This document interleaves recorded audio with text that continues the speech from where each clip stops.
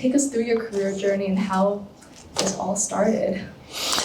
Yes, it's awesome to be here today, really. I live just down the road by Colonial High School. I've watched this center go up. Many years ago, actually, I think I was in an office that's literally where I'm sitting right now, which was called YES in the old YMCA, Youth for Environmental Service. The founder of that is Brian Schatz, who's our current senator, one of our two senators from Hawaii. This building used to be filled with all those kinds of offices. A lot of them were environmental. So it's really neat to be back in this space and look at this, it's so amazing. So the way that Jasmine and I arranged this, I'm just gonna stand up for this part right here, is that I actually created a deck which has no text in it, so thank God for that, right?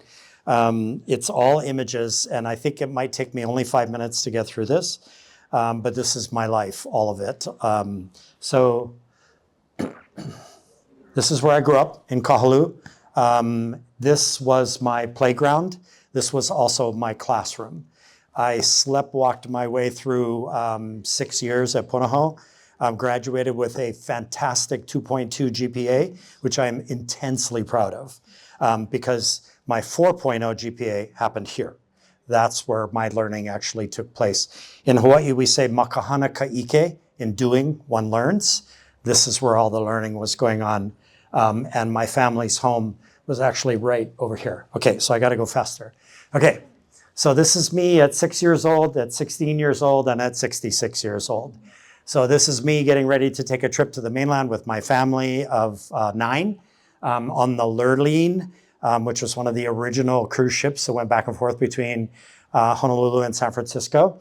This is my actual senior yearbook photo at Punahou. Very different, obviously, than anybody else. This is my chicken, and his name was Horse. And that's me at 66. I just turned 66 back in October, and that's me today. So super fast. My world has been hugely colored by the fact that my brothers have been farming in the ancient Hawaiian style, kalo, and other cash crops up in Waihole Valley on the way out to the North Shore. And this is just one shot of their farm. And really, the reason why I included this is because it was a startup back in 1974.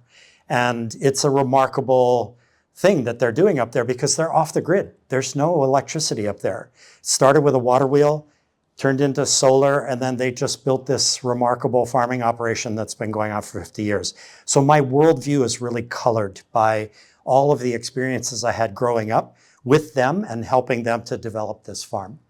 This is my entire family, and I include them because that farm is a labor of love of the whole family. It wasn't just two brothers. Everybody pitched in, and that's so typical of the way things happen here in Hawaii, right? Very informative for me, and those are all my peeps. This is Punahou School, and that's probably me. I just grabbed this off the web, me sleepwalking through. I used to sit right here on the steps. I had a little wooden thing. It was like a mortar and pestle, and when you went like that, squeegee, it would make the sound like a chirping bird. And I would sit there all day long and try to get people walking out of the building to look up in the tree at the birds. And that's how I got my 2.2, makahana ka'ike, and doing one learns. Then I went to the University of Oregon. I didn't study a lick. I drank a ton of beer and I played rugby, and that lasted for a year. And then I ended up in San Francisco, where I attended the California Culinary Academy, and I graduated 18 months later as a certified chef. I worked in the chef world for 10 years in San Francisco and San Diego. None of the restaurants that I worked in, none, many restaurants are alive today. Beware, if you're thinking of opening a restaurant, the national failure rate is 92%. So be sure what you're doing if you're going into the restaurant trade.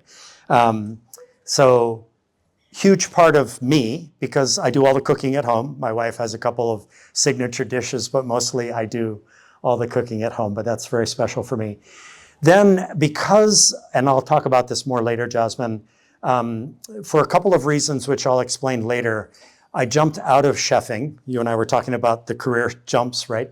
I jumped out of chefing and went into hotel management.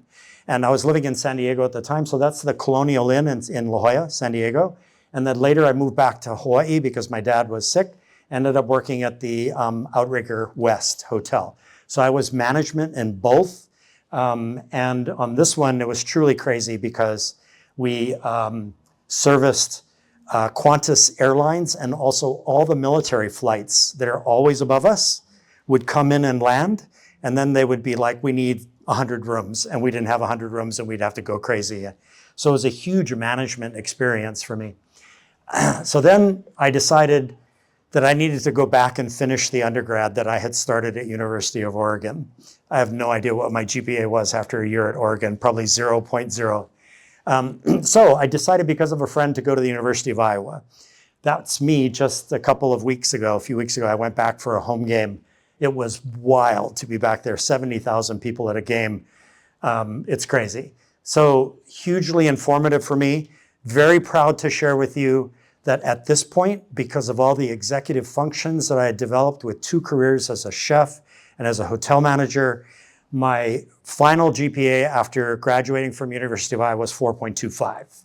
So I bring that up only as a point of pride, because I hate grades and I hate GPAs, and I'm totally against them pretty much generally. But I bring it up because of the way that I was prepared for the system that I was going into at University of Iowa. I was ready. And I was also 35 years old and paying my own tuition. And that was a real incentive to work hard, right? So University of Iowa. By the way, I came back, interrupt. So I came back to Hawaii and started teaching at Punahou. So now I'm back at the place that I walked through. And that's actually the building where my classroom was in, is Pauahi Hall on Punahou's campus. I taught for 4 years at Punahou. I taught 10 years at La Pietra Hawaii School for Girls, which is on Diamond Head. And I also taught at Iolani School my last 4 years. These are all photos I took of my classrooms, including this one where I taught Hawaiian studies and brought in somebody to teach people how to make kapa. And so you can see, like, the Node chair, which is one of the most innovative pieces of education technology ever invented, because it unlocked the desk from the door. That's something you're totally used to.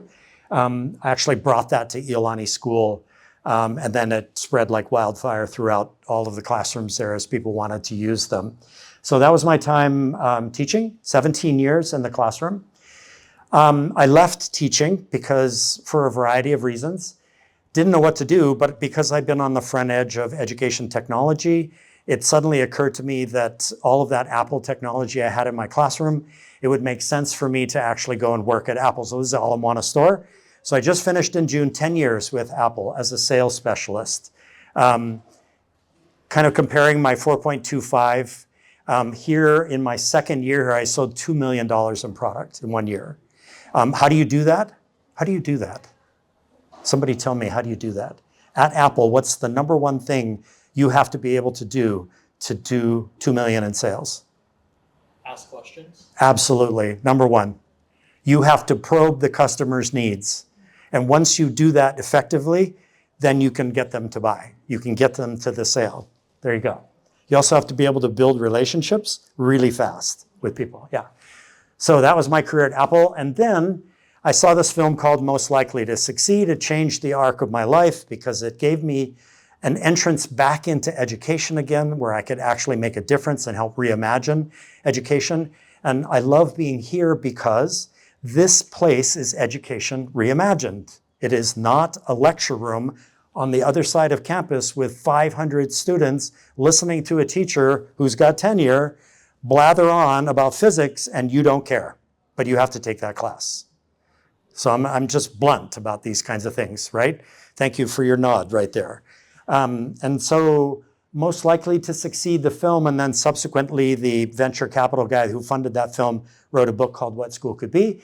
And then my journey began with What School Could Be. So we're back here again. I want to add one more slide. That's me at 66. Did I do this right? Yes. Okay, before we get to the questions, I just want to add this at the very end. This is Mahealani Jackson. She just turned 17. She's a senior at Kamehameha School's Kapalama campus. She went through a program called The Skills back in January, which powered her up on AI. She is absolutely AI fluent. And I'll be very blunt with all of you here today. If you're not fluent in AI, quickly, you will not be hired, because 70% of the nation's businesses have already indicated in the latest Microsoft jobs report that they will not hire unless you know how to work with AI. So you want to get moving pretty quick. Did she get moving pretty quick? Absolutely. She just turned 17. She's got her own consulting business. She's an AI expert. She's working with law firms and other types of firms all across Oahu right now, making money, and she's completing her studies at Kamehameha schools. She's on panels. She's been on my podcast. You should listen to that episode. It should really inspire you, because you can do that, but you need to get started as soon as possible, right? So that's awesome. And at some point, if you all ever want to connect with her, or if you want her to be a speaker, let me know and I'll dial her up for you. Okay, there's my answer to your first question. Okay, we can just let this, let me go back up one. I'll let that sit right there. Okay. Thank you for that colorful explanation of your life wrapped in one. I had so much fun making that deck. I was just like grabbing stuff off the web. It was like, where can I get photos of this and that and whatever? Yeah, no copyright at all. Did you get like a flashback? Oh, totally. Absolutely, yes. Yeah. There are so many shifts, not just job shifts, but career shifts in this one lifetime of yours. What do you think inspired these shifts, and how did each role contribute to where you are now passionate within this education reformation? Yeah, so we were talking about this earlier, right? So the data, the national data right now is pretty definitive that you all are probably going to have somewhere between 5 to 10 career shifts, not job changes, career shifts. For me and for my family, well, for my parents and my grandparents, that's was unthinkable. You would have spent your whole life as a doctor, your whole life as a plumber, or as a fireman, or whatever it is. But the data is now showing that all of you don't think like that anymore. So it's actually a great question. Since I'm actually sort of in between, because I'm in my 5th career now, just having landed in the CEO seat for what school could be. So why? Why did I make those changes? So I think the first one has to do with chefing. So when I was a chef, I discovered something really profound about myself, which is I am not that chef who's out there with the tall hat, going like this with the flames everywhere, and all the restaurant people, all you guests are actually watching that happening. That's not me. I don't perform that way. What I discovered over the 10 years as a chef is that I'm a back of house prep person. I love setting the table for other people. I love putting the golf ball on the tee so that you can step up and drive it 300 yards. So that's a really important thing that I learned about myself. But I discovered along the way that as good as I was about setting the table for other people and how much I love doing that, it was very isolating work. So I was alone a lot of the time in the back of these kitchens, getting everything ready, but never really having anybody to talk to. And because I'm such an introvert, which I know sounds weird at this point, I just said to myself, when was this? 1989, I think it was, or 1987. I said to myself, I got to do something about this, or I'm not happy. And so I thought, what's the next step that would put me in front of people? And because I was living in San Diego and working as a chef at that point, and because I was driving through, believe it or not, La Jolla every day, and I kept looking at these small boutique hotels, and I'm like, I wonder if that's where I could actually get to know people. So I actually got hired at the Colonial Inn in La Jolla as a night auditor, which is hilarious because I never got better than a D in any math class I ever took. So who would hire me as a night auditor? Responsible guy who'd been a chef. I came to work and I was sober every single time. And so I did that for a year, and then the front office manager got caught doing drugs, and the owner of the hotel came into me at 3 o'clock in the morning as I was doing the audit and said, we need somebody to run the hotel, can you do it? And I said, yes, I'll do it, because I was ready to say yes. Career change number 2. at that point.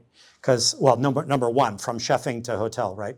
So now I was in management, and then when I came to Hawaii to work at Outrigger, then it was just continuing on. So the point is, as I was moving through and then into, it was each time I was learning something about myself that helped me to say, do I stay in this or do I move on to something that's the next iteration for me?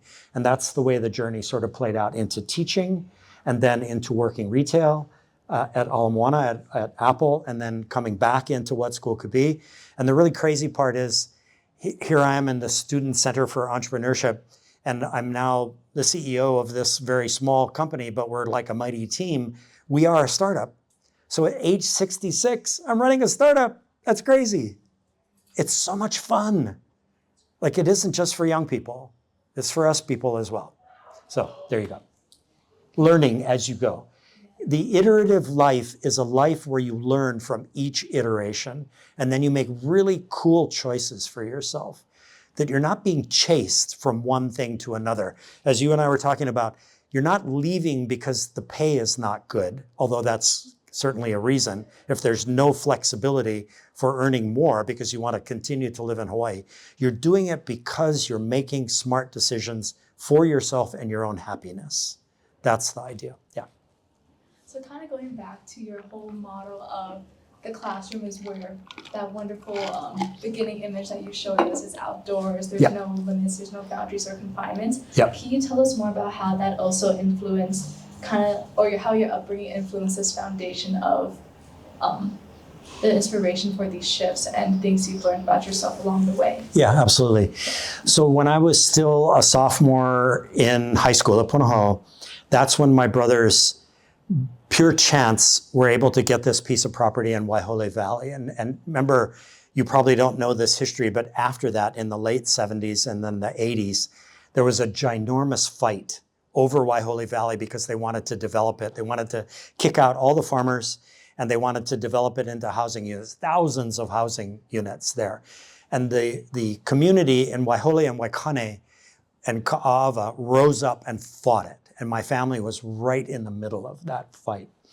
So as a result of watching that fight unfold, and by the way, we won that fight because eventually Governor George Ariyoshi stepped in when things looked like they were going to get violent and bought the valley for an amazing $6 million. Can you imagine? The whole of Waihole Valley, and changed it into an agricultural park. So to answer your question, what I was watching as my brothers began to farm, although I didn't know it at the time and I didn't have the language that you have now, but it was a startup. And I was watching them go through all of the iterations of a startup culture. And I think if you fuse that together with, again, before the phrase was ever in my mind, makahana ka ike, and doing one learns, as that came together, I started to realize all of the ways, especially here in Hawaii, that the outdoors is a classroom, that it's now we call it place-based learning, culture-based learning. But really back then it was just like you're making a business, you're building a farm. And I was part of that all the way through the rest of high school. And then, coming back from Oregon and so on, I was with them along the way. So I think I was, Jasmine, learning that along the way, that in doing one learns, and also that I was part of this startup culture. And I give my brothers all the credit for like bringing everybody into the startup. It was a community startup, and it had such a community feel to it. And I think that has stayed with me all through my life, for sure. Thank you for that. That was so amazing to hear how these little implications that you don't know is a startup yet is really the elements of a startup. Let me say one more thing about that. I had this weird moment. Hawaii Technology Academy is one of our charter schools here in Hawaii, and it's a blended learning program, meaning it's blended and hybrid. So if you go to school there, you only go to school a couple days a week, and then the rest of the time you're actually working remotely yourself. It's project-based. And they have 7 campuses on 4 islands. And for some crazy reason, they invited me to be the keynote speaker at their commencement. And I thought, 50 people in the room, right? And so I made a plan to actually come off the stage. This was at the convention center. I don't know what I was thinking. To come off the stage and talk to you like this. And so I go there, and there's 2,000 people in this ballroom. And I went ahead with my plan. I was an idiot. I went ahead with my plan. So I come off the stage and I disappear in front of everybody, like nobody could see me. But I was talking to all the students in the front row, right? So I bring that up because it was such an important moment to understand, like, I realized, talking about this realization thing, I realized don't ever do a commencement speech again, ever, and I never have, I never will. I'll never do that again. But B, I learned that what I really cared about the most was the students. And I didn't care about the adults who were in the room. Yes, they were family, that's great. But I really wanted to talk to them. And my talk was actually geared around, here are the things that I've learned over my life so far. And I was urging them to pay attention to those moments in your life where something's happening that might be worth paying attention to and that you might learn from, because it will inform you for the rest of your life. Don't let those things slip away from you. You see what I'm saying right there? So it happened in a really weird moment, but it was a very profound lesson for me about how much I cared about that idea, and about talking to students as well. Good lesson. Just Indeed. coming from one commencement speech. Never speak as a commencement speaker again, ever, yes. Good lesson. I like these kind of situations. And then just going into more of that education passion realm, how did all these pivots, these life changes, lessons, career changes, drive you in your commitment to improving this education system through your work at What School Could Be? So this is a loaded question. It's a big question, and I appreciate it. I'm going to just be real blunt with you. It's really cool that you're all here. It says a lot about who you are and what you think and what you want for your life.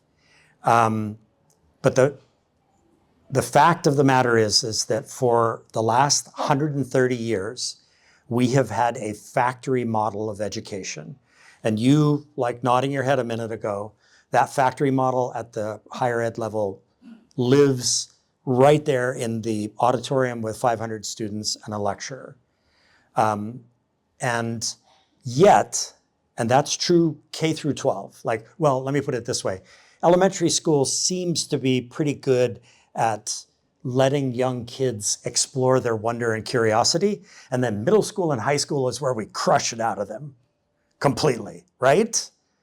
Right? And then you're here now. You're trying to break free from that crushing weight, which you mostly experience across the street over there as you go through the classes that you're in.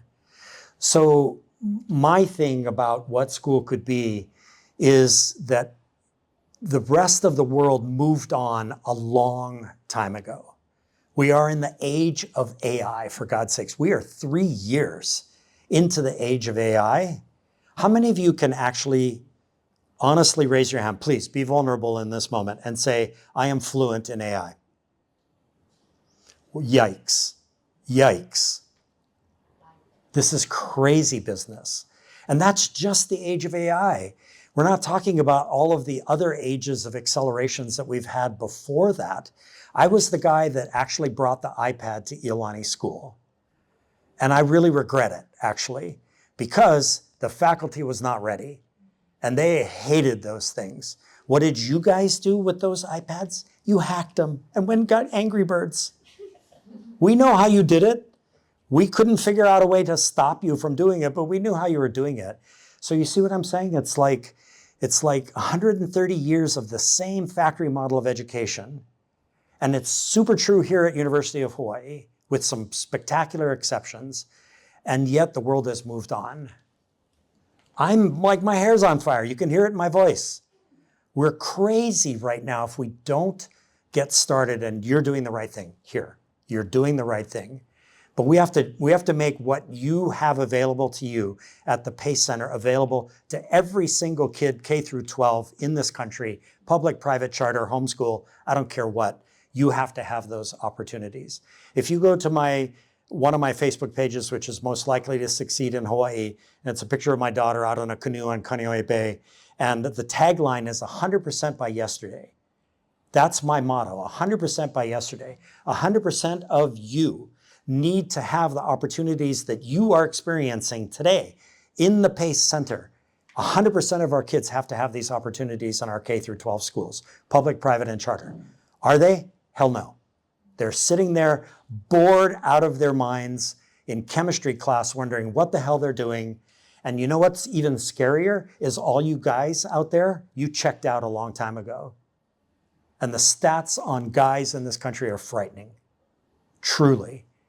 If you go to a morgue in downtown, or if you go to the morgue up here at Oahu Cemetery, and there are 5 bodies there, and those 5 bodies all died by suicide, 4 of them every single time are going to be men today in 2024.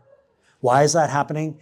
Because we don't have a real world learning K through 12 education system, and you all are checking out, and you women are excelling like crazy.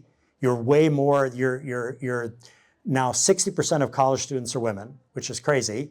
That's such a dramatic shift, right? You see where I'm going with all this? It's like we need opportunities like the PACE Center built into every single school, public, private, and charter here in Hawaii and nationally.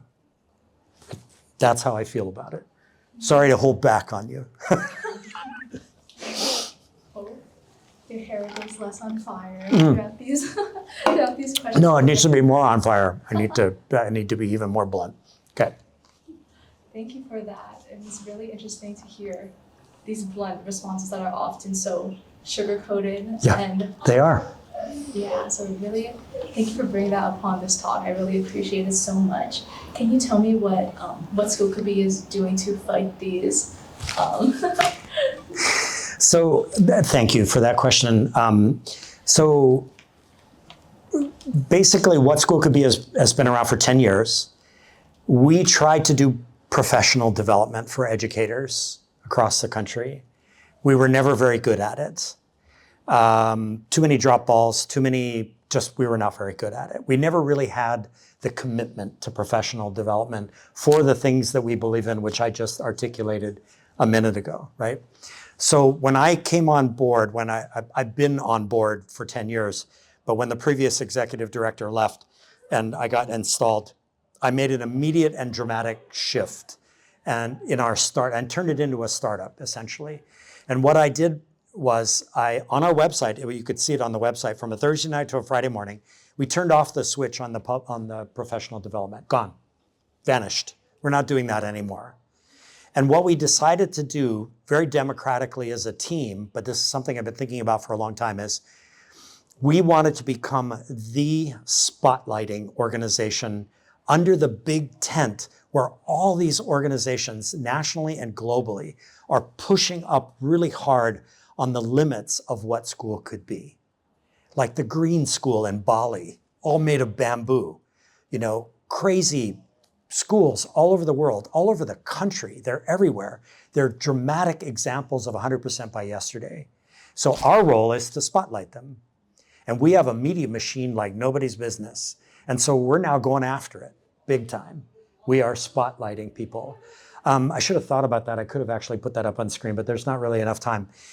So we're actually taking a state-by-state approach. So we got 2 states up now, spotlight on Michigan, spotlight on Rhode Island, because there's remarkable things happening there where it's like PACE centers. Imagine that this space is occupied by elementary school kids. Do you know how much fun they'd have in this place? Do you know what they would do to the walls, all your whiteboard walls and everything? They would change the world, is what they would do, So we're spotlighting now. And I am super excited to have the team that I've got. And who doesn't like a spotlighter? Everybody wants to talk to us right now. It's crazy. My inbox is choke. I don't know what to do. I call it slaying the inbox every day. At 3:00, I slay the inbox. And it's people saying, hey, we've got this going on. How do we spotlight it? Well, I've been doing it with my podcast for 4 years. That was individual educators, but it's also spotlighting organizations, schools, campuses. So as Jasmine mentioned, what am I, 137th episode is this Sunday. And it's actually the director of sustainability initiatives for all of Denver's public schools. She's a superhero in my mind. Can I ask you a question? Does the University of Hawaii have a director of sustainability systems for all 10 campuses? You should know that off the top of your head. We don't. Back in year one of my podcast, I interviewed the guy Matt Lynch, who was responsible for trying to cobble together, if you were interested in sustainability, you could not get a degree from the University of freaking Hawaii in sustainability. Out here in paradise, you could not get that. His job was to go figure out all the classes you were taking to see if they had a wee little walnut of sustainability, and then he would put it together and create a pathway for you. But you still had to graduate with a degree in environmental science or something like that, right? So does that make sense? It's like, this is the work that we're doing, is spotlighting all of these remarkable, innovative, creative, imaginative things that are happening in public, private, and charter and homeschool situations across the country and the globe. And who doesn't love a spotlighter? So we get a lot of respect right now. It's super cool. Thank you for that. Thank you for also bringing up your This podcast. is really helpful for me to narrow my own pitch, by the way. Thank you. Because it's like the first time I've had a moment to speak like this since I took over there. So it's very cool. Thank you again for talking about your podcast. Seeing this media and storytelling element within such an amazing nonprofit organization is so amazing to see. I remember you previously mentioned to me that your friend from What School Could Be was trying to get you on, but you were a little bit hesitant at first from Apple jumping back into that education field. And then you saw the amazing Ted Dintersmith's film and book that Most brought a likely lot of to succeed. attention Yep. to educational reform. Yep. How do you believe storytelling through film and podcast can influence educational practices and conversations? Like how you said, spotlighting these different individuals and organizations. Wow, it's not how, it is. It is. If you, wow, how do I approach this? Storytelling it's the be all and end all. You have to tell your personal story. You're going to have to sit down in front of somebody that you really want to work for, and you're going to have to tell your story. And you know what? I'm going to be even more blunt in this point. If you wanted to work for Apple, they don't give a rat's patoot what your GPA is. They don't care whether you went to college. They don't care about any of that. What they care about is your ability, as you mentioned, your ability to create a relationship really fast and ask a lot of probing questions, and also your ability to reach out to resources when you don't know what the heck you're doing, right? That's what has to happen. So, boy, I'm in deep on the blunt thing here. I'm gonna go even deeper here. I heard a criticism of the Pace Center, and that criticism, no, actually, it's not a criticism of the Pace Center. It's actually an observation of the students in the Pace Center, that when you come here, you're not quite prepared to be here. And you actually don't know that because you don't know what you don't know. But here was my response to that observation. Why? Because our K-12 schools are not preparing you to be here. When did you ever, how many of you had an experience like the Pace Center when you were in high school, public, private, or charter? What did you do? My schools had speakers all the time, but it was based on students that were bringing the speakers, and it wasn't like faculty. Okay, good. Administration that were. I was going to reject your idea, but then you added the students were in charge of it, and now we're talking. What school? University High School? Here. No, Reppun, California. Irvine, awesome. That's where my wife went to school. Love Irvine. So, wait, nobody else?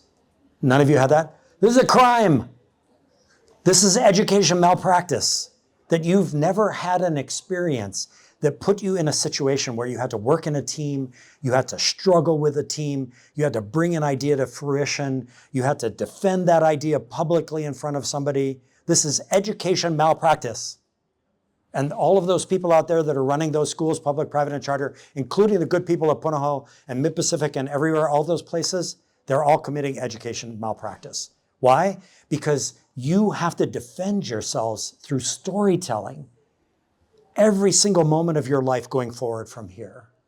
In order to get what you want, you're going to have to tell your story.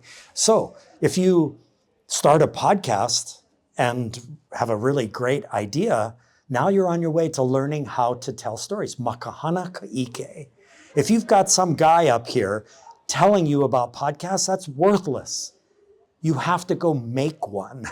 And I did that. Mine was born in the back of the Apple store one night right before we closed. I had the idea, customer had the technical expertise, we shook hands, and so it began. And now we're at 120,000 downloads in 135 countries, right? It was a partnership, and we struggled together through that first year to make it go.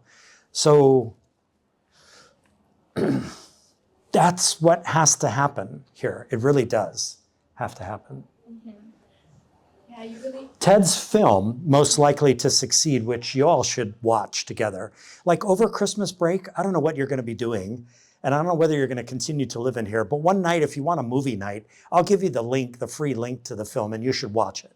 Because basically, it's a film about High-Tech High in San Diego, which is now, there are now 14 high-tech highs. Actually, they're not high, all of them, they're middle and elementary. But basically, it tells the story of one way of thinking of reimagining education. And we're coming up on the 10th anniversary, January 25th. And wow, like it started a national global conversation around what school could be. It's a story that got told. So storytelling is everything. I feel I'm not adequate to the moment, but basically that's what you have to do. In the old days, if you wanted to be a firefighter or if you wanted to be a doctor, you went down that pathway. You went to university, you became a doctor. If you wanted to be a firefighter, you applied to be a firefighter, and then you trained to be a firefighter. And then you were a firefighter or a doctor for pretty much the rest of your life. Was there any storytelling involved? No. Are you going to have to tell your story over and over and over again as you go through the 5 to 10 careers you're going to hold? Absolutely. Boy, you got to learn how to tell your story. And by the way, tell other people's story as well. When you tell other people's story, you develop empathy. And that's something you're going to really need as you go forward. Thank you. I really love how you emphasize so much storytelling and so much different These are awesome formats. questions. I Thank really you. appreciate it. Yeah. You really emphasize storytelling, your own, but everyone, but others to build that empathy and also. I have one more thing to say about the podcast since you've just reminded me.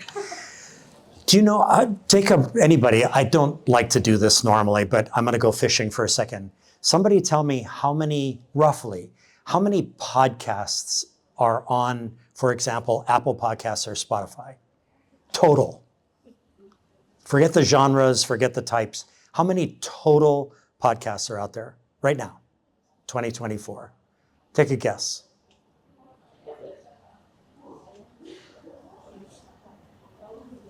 10 million? Oh, wow, that's way high. A little lower than that, yeah. Oh, shit, yes. 25,000. 800,000. Oh. If you want to start a podcast, you got to ask yourself, like, that's a long tail. Here's Joe Rogan, and here's everybody else. How are you going to get your story into the long tail? That's always been true of storytelling, of media. If you're a writer, if you're a filmmaker, how do you get yourself into there? How do you get people's attention? And how I did it with my podcast was making my show different than all the other education podcasts out there. If you listen to all those education podcasts, it's just like in and out, 30 minutes, 40 minutes. Like, what do you do? How do you do it? Where do you teach? Blah, blah, blah, blah, blah. What do? I do an hour and 10-minute deep dive into your life. How do I do that? An intake form you have to fill out. How many questions are on that intake form? 25. And a lot of them are like, tell me about your life. I need to know everything about your life because now I'm going to dive into your life. The feedback that's coming back, thank you. The feedback that's coming back to me right now is, wow, we love hearing these deep dives into people's lives. So I'm now not here on the long tail. I'm actually moving up. And I'm not Joe Rogan, that's for sure. But 120,000 downloads in just 4 years, more than 130 countries, that's not too shabby in terms of moving it up. But it's been very deliberate on my part, deeper and deeper and deeper into people's lives. It takes a lot of work to really get to know people. And I feel like we live a very shallow existence right now. So my rejection of the shallow existence was to go deep into people's lives. Yeah, so that just added that as an addendum. Yeah. So going more into your podcast, Yeah. deep diving into these people's lives. Yeah. You feature a bunch of different age, demographics, interests, passions from, Yeah. as you said, the Director of Sustainability for All. Yeah, Denver Public Schools, yeah. Yeah, but you also include this amazing younger generation. Yes. That's a part of the podcast. Like you said, Mahealani Jackson. And you were on a panel with her at Wahine Forum in front of 300 women. Yeah. Jasmine was, yes. So can you tell us what motivated you to include this younger generation in a podcast that's focused on education? You're the object of education. Why wouldn't I focus on the object of education? I'm being facetious, but student voice is so easy. Everybody, I know this sounds crazy. Just repeat after me, everybody. Student voice. One more time, student voice. It's just words. If you really want to do student voice, you got to give students a chance to exercise their voice. Otherwise, it's just words. Lame words, frankly. There's so many people out there in education. Student voice. And then you look around and there's like no student voice and no student choice either. Like, is there any choice in education? No. So my commitment in the podcast was to create opportunities for real students to really get their voices out there. And I'll just say, I know we're at the end, but very quickly, one of my favorite episodes is 2 students from Frankfurt International School. The reason why I had them on the podcast is because when AI showed up and everybody was freaking out over ChatGPT, it came across my radar screen that Frankfurt International School was going to do a symposium on AI in education. I'm like, wow, that was fast. And there were like 12 people on the panel. 2 of them were adults. The rest, the 10, were students. And I was like, this is magic. And so I reached out to the person who organized it, got 2 of those students, and actually featured them on the show. Sophia and Vama. I love those 2. And they're changing the world. You give people the voice, they change the world. And usually it's for the better. Sometimes not, but yeah. And then, I know we are wrapping up on time, but one last question. How do you stay passionate and motivated in your work? And what practices do you incorporate in your life to maintain this enthusiasm as you set your hair on fire about advocacy and education? The real question is the opposite question, actually. It's one that my wife asks. And in fact, in this episode with the Denver Director of Sustainability Initiatives, her name is Leanne Kittle. The question really for me, Jasmine, is not about the passion, because I seem to be running on some kind of weird high-octane fuel right now. The question is about being silent, about being quiet, about being restful, about regeneration. That I struggle with, because I'm just going. My hair's on fire because it kills my heart to think of students in the very pose that you have right now, in a lecture hall, listening to some guy blather on about chemistry, and he's working from the same file folders and the same lecture notes that he's been using for 30 years. That's a crime, in my opinion. And that person shouldn't be teaching. And that's the expression that he's probably getting. That's wrong. I want to see something where you just come alive and change the world. So it's really about taking moments to say no and to actually be silent and be quiet. That's the challenge for me. I don't have any problem with the other part. Yes.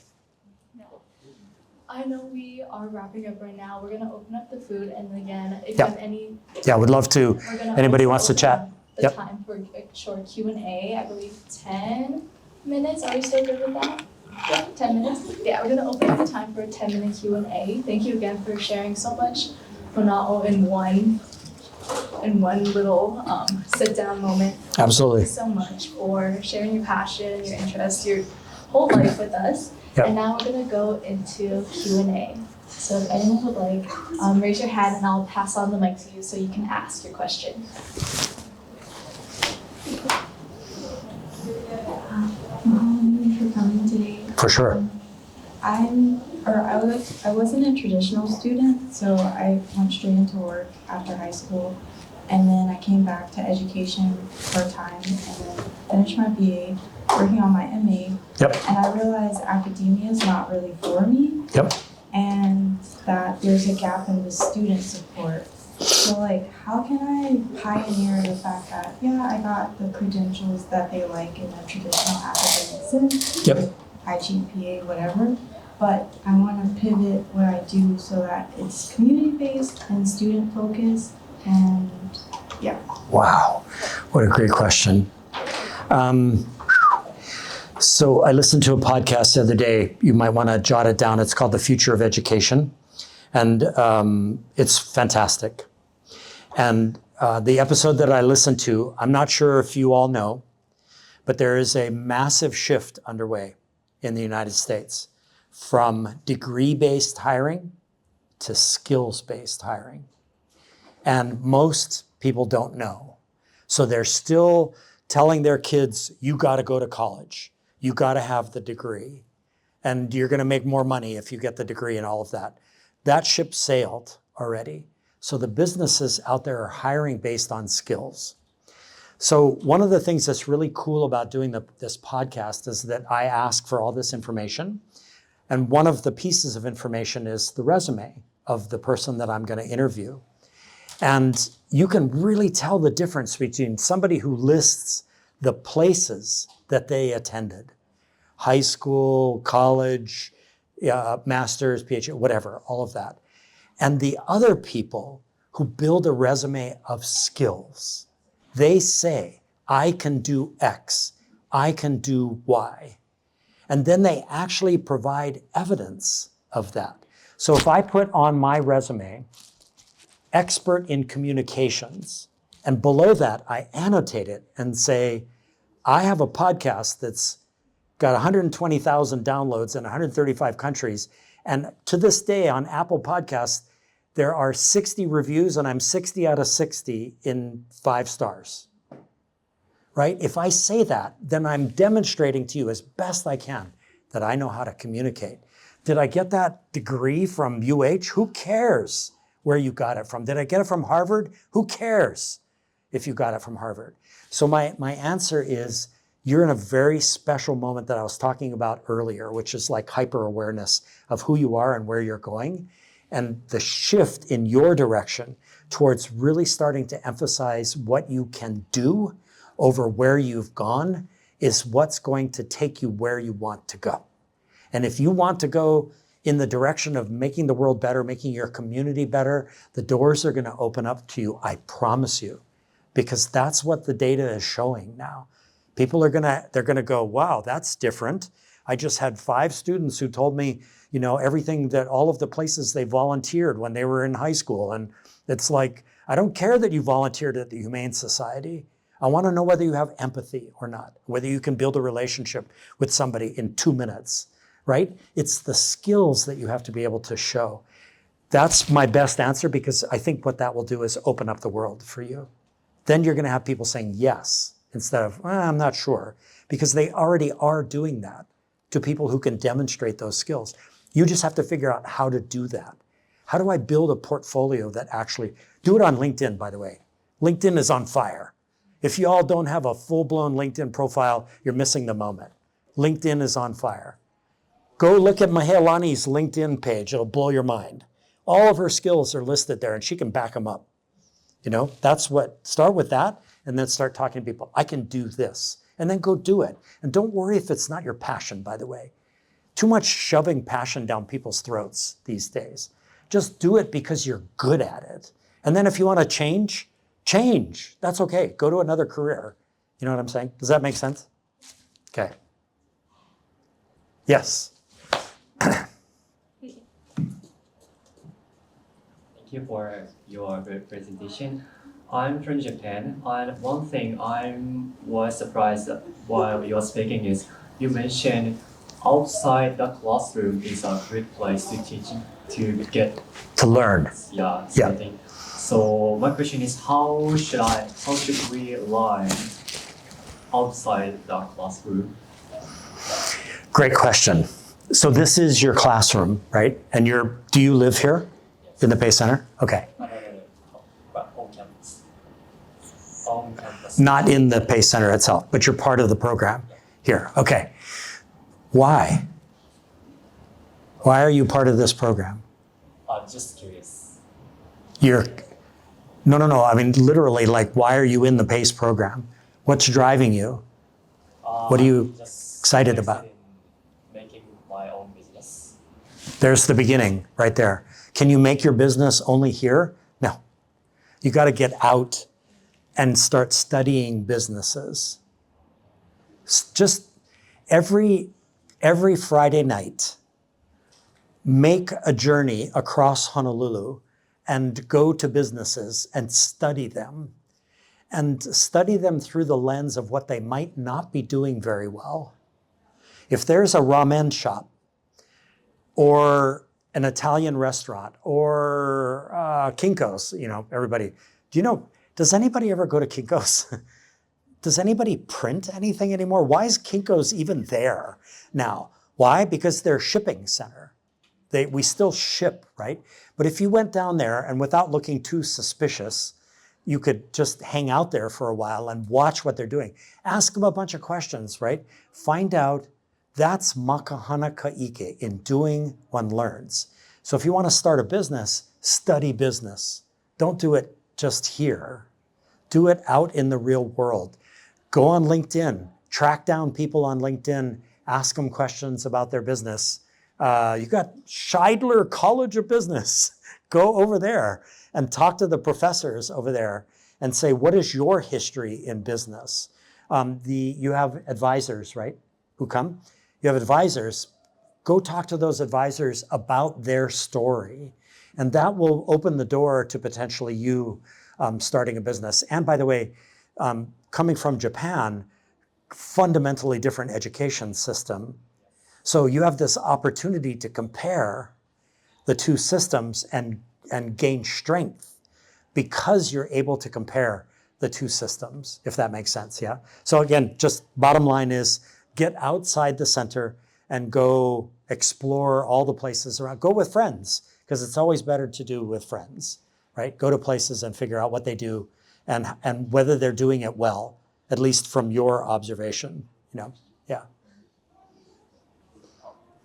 Okay. I don't need the mic, but you know how you mentioned you have to be proficient in AI Yeah. to be competitive in the hiring? I'm not saying that. That's what the latest jobs reports are saying. Oh, okay. Yes. Awesome. What kind of resources are there for college students who want to become proficient in AI? Because I think there's only one student that Yep. raises his hand, and a lot of people are either scared of it or they don't even know how to go about it. Yeah, and part of the reason why they're scared is because at the university level, everybody raised the alarm that y'all are going to cheat, which is ludicrous. If somebody's still using oh my God, don't get me started. I don't want to go down that road. I'll get crazy and then the rest of my night will be ruined. Two responses, legit, right? It's a great question. I'll give you one example of a specific thing because What School Could Be is backing this. So if you go online on your phone or if you search for DSkills, D-Skills, there's an apostrophe between them. So it's actually founded in North Carolina. But if you say it the way we're supposed to say, which is you got the skills, right? So that's the point. D is for digital, but D is really for AI. So this company, which we're backing by telling their story everywhere that we can go, is young people who are going through these boot camps where they are powered up on AI really fast. And they're creating things. They're creating music playlists with AI. They're creating merch lines. And you can do that sustainably. They're becoming authors. They're becoming, everything that you can think of, right? So there are all sorts of programs out there that students can actually tap directly into. And they're generally pretty low cost, certainly lower than tuition at a university, right? Then the other part of the answer is that you have to go out there and really start to study what's being said about AI now. I'll give you a name, one person in particular, Ethan Mollick, Mollick. You all should subscribe to his newsletter because he's out of the Wharton School of Economics at UPenn, and that dude is on it as far as why we need to be fluent and what's happening with AI. So it's a combination of intrinsic motivation to go out and really find out what's going on. And then the other half is actually makahana kaike, doing. Get in there and use it. By the way, if you listen to the Mahealani episode, this is great. Thank you for asking this question. Mahealani episode, we end with a story she tells. Her boyfriend, who went to school at is going to school at UH. He's in the College of Nursing. So it's an accelerated program, right? So he came right out of high school and went straight into nursing. And he was struggling with his studies because nursing is intensive. Mahealani helped him build a bot that helps him study. And the bot is his assistant, and it helps him work through all the material as he works his way through. Is he cheating? Of course not. He's using his resources in the way that he should be, right? So it's those kinds of things. I hope that makes sense, right? Yeah. There's lots of those kind of skills type programs out there. And LinkedIn, again, is just a hotbed of AI information right now that can help you become literate. But in order to be fluent, you have to do, you have to make. Like with the podcast, for example, I actually dialed up ChatGPT at one point and I said, I had a guess and I thought, I'll just try this. So I said, can you take this so-and-so's information and give me 12 great questions I can ask in a podcast interview? 10 seconds, it gave me these 10, 12 beautiful questions. And I went like that. It was like I'd seen the devil. And I shut it down and I never went back to it because it took away my humanity, my ability to ask questions. But now I'm using ChatGPT to research, like I did an episode with the director of student engagement in the Atlanta Public Schools. So I asked, like, can you give ChatGPT, can you give me all the information I need to know about Atlanta Public Schools? Boom, 10 seconds, it was all right there in front of me. Bingo. That's me being a little bit closer to fluent because I was actually using the tool. Yeah.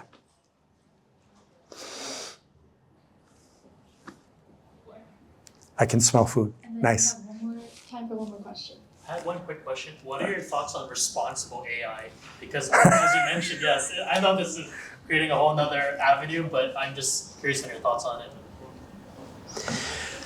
Wow, that's a huge question. I think the only thing I could offer tonight is that